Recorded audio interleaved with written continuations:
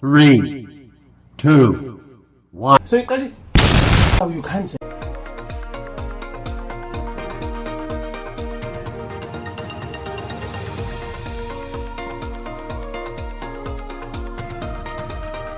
Good day, everyone. Yeah, as you may have noticed that Hugo Broos has named a 36-man preliminary squad, which is set to prepare for the AFCON next year in January, and obviously for the World Cup in 2026. So there's a 36-man preliminary squad, which will be cut down to 23 men by next week.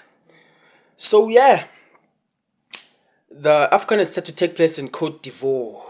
So South Africa is set to face Namibia and DRC respectively. So on the 9th of September they'll be facing Namibia, and then on the 12th of September then they'll be facing DRC. So since then the coach has named a 36-man squad. So out of the 36-man squad, we have seen quite a few players which you may find that were at least deserving to be in the preliminary squad, even if they were not going to make it to the final squad. But we've seen players like Cassius Mailula, Neo Maema, Ashley Dupreez, Brandon Peterson, Frosla, Asekamako, and many more, So I feel like they are one of the players which have been performing since the season has started consistently, and they have done quite a very good job, and I still don't understand why they have not been, in the squad. And that's a very entertaining aspect that we must look on as a South Africa. I know that he can't give everyone a chance, but I feel like Neo Maema has been at the top of his game starting from last season. Uzo Chongoku, Cassius Mailula has been banging goals in, week out for Mamelodi Sundowns, and then that even made him to secure a move to overseas, which is something big that we have a player that is going to grow. I mean, he's still young, 21 years old, so they are going to groom him and he's going to become a very vital player for us as a South Africa and the national team in the near future. We have the likes of Dupreez, which has been a very key player for Kaizer Chiefs. He's been their main man in terms of getting those goals, even though the team has been doing bad, but he's also been good. Ashley Dupreez, Brandon Peterson too. Never mind those two mistakes which he made. But for the fact that he's been one of the best players for Kaizer Chiefs since the season has started, we see, and he has maintained that number one spot ahead of Bruce Vuma and Itumeleng Khune. So it's very interesting, but why would Brandon Peterson be left behind? And then there's Frosla, Reeve Frosla, gave a very beautiful performance against Utapelo Maseko, who is one of the best wingers that we have in South Africa right now. So that's a very entertaining aspect that we must look on, because we've got the likes of Opaseka Mako. I don't want to name players and say that this player, or say something like, why didn't they pick this player instead? Or why did they pick this player instead of this player? Because I don't want to seem unfair to the other professional footballers. I know it's something that fans, us as fans, do a lot, but I don't want to be like that on a public platform, because that will disturb them. So there are quite a few players I know that the people also have in mind, but it's something that we should look on in terms of the players which deserve to be in the starting lineup, and they all deserve to be, but in terms of the performances. Okay, so and moving on, we also have quite a good number of players which are playing overseas. We have the likes of Pleru, we have the likes of Njabulo Blom, Yaya Stole, Mihlali Mayambela, Kobamelo Kodisang, who's playing in Portugal. We have Bongo Kuhle Hlongwane, Percy Tau, Lyle Forster, Lebu Motiba. So it's quite a good thing on this preliminary squad. I hope that they can also make it to the final squad, so that they can bring in that much needed experience, that different mentality, and bring some positivity in the group that Hugo Broos is going to make a final squad with. And us as South Africa having players which are playing overseas is very vital for the growth of the team, because we have young players like Lyle Forster. He plays in the Premier League, so he's still young. Bongo Kuhle Hlongwane is young. Kobamelo Kodisang. So Even Mihlali Mayambela, 26 is not a bad age. I mean, he's in his prime right now and is banging goals week in, week out for Aris in Cyprus. And it's just unfortunate that he couldn't make it to the UEFA Champions League, but he's been doing quite well. And Yaya Stole, who's recently moved to another club in Portugal, is also well. Njabulo Blom, we know him. He's been performing for South Africa and is also performing for his club in the US, which is St. Louis City. So, and even Luke Leroux in Sweden.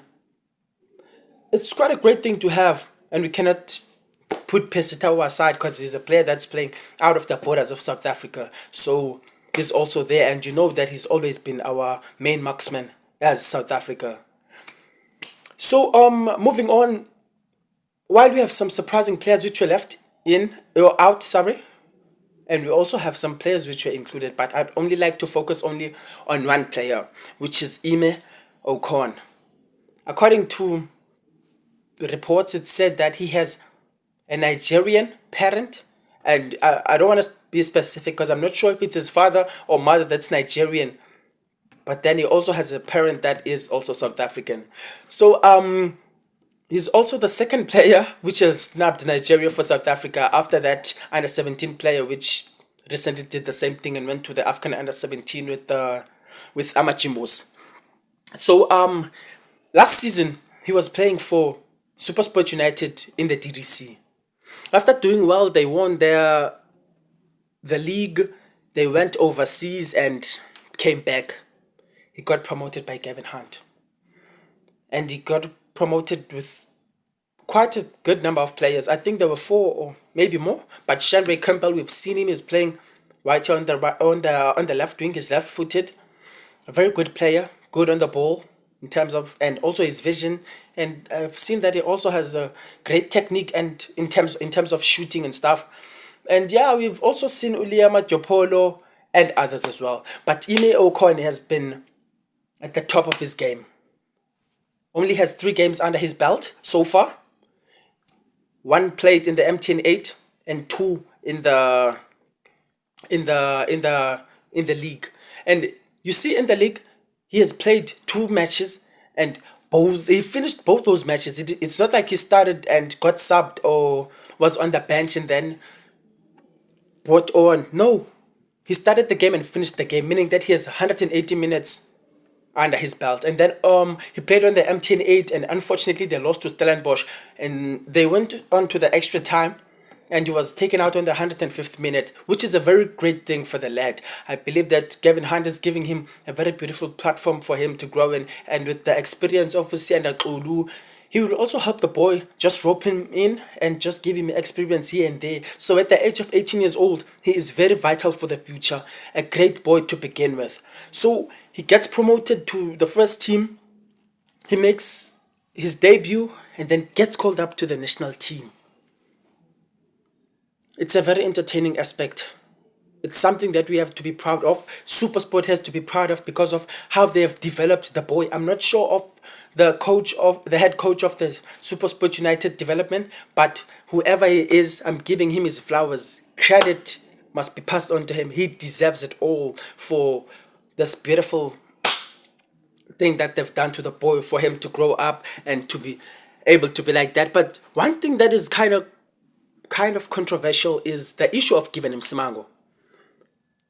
I think last season or last year, we saw something that South Africa questioned Hugo Bros on why he didn't pick Given Simango when he was playing at the highest level for TS Galaxy. And Hugo Bros brought something up and it was like, I can't really remember, and I don't want to say anything that he didn't say. But it was a matter of him thinking that Given Simango is not good enough for the national team or something like that, And then there's a boy that comes up right now and then he gets promoted and he gets picked for the preliminary squad. Okay, he's not in the 23-man squad, but he is in the preliminary squad.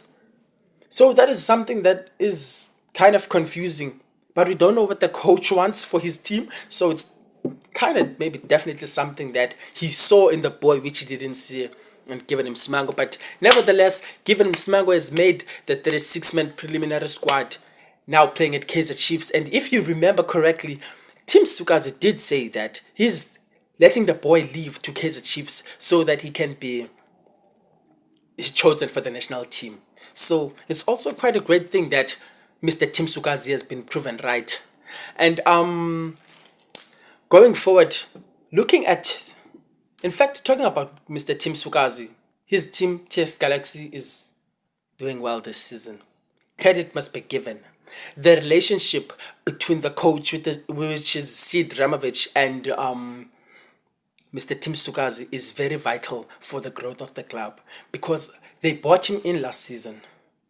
They gave him everything that he wanted in terms of, you see that role of feeling as a coach that the management doesn't tell you what to do. It's not that I'm sure about what I'm talking about, but it is visible, guys, because the guy seems happy and he could have left or done anything if he was unhappy. And talking about this season, starting the season, only 3 games played in the league. He's at number 3. That says something. He has 7 points. He has won 2 games and drawn 1. Yes, his team hasn't scored, but they're playing. And even their captain, Mbunjana, got into the national team preliminary squad, so which is a very good thing, and that says a lot about TS Galaxy in terms of where they are headed for the future. The relationship between the manager and the chairman is very key, I am telling you guys, because the performance, you see, even now, they lost like 6 key players, which include Batuse Obas to Mamelodi Sundowns. Who else? They also lost to Apelele Teto. It's just that I can't think of any right now, but they have lost quite a very great number of players to clubs. So what I'm saying is that we have to look at TS Galaxy.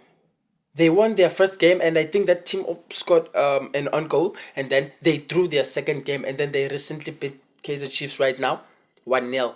And don't take it for granted the fact that they've won games with offsides. For the fact that that team can score an offside, it means that the team is pushing and the team is trying to create opportunities, which forces the defense of the opposite team to make mistakes. It's a very good thing which is done by TS Galaxy, and I just hope that they can be consistent enough and go on, maybe bag in a trophy if they can. If they can. We never know what happens, but all we wish for them is consistency.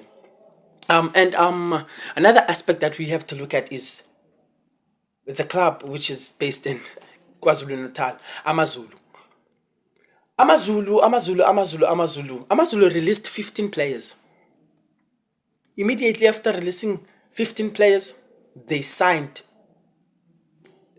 9 players, and then they recently added a forward from Guinea. I reported about him yesterday, that is joining the club on a 3-year contract. Yes, and then now they've recently acquired the services of him. But looking on the log, Amazulu is not in a very good place. So I'm trying to question Standile Zung. And he brought in a new coach as well from Spain. He brought in a new coach from Spain.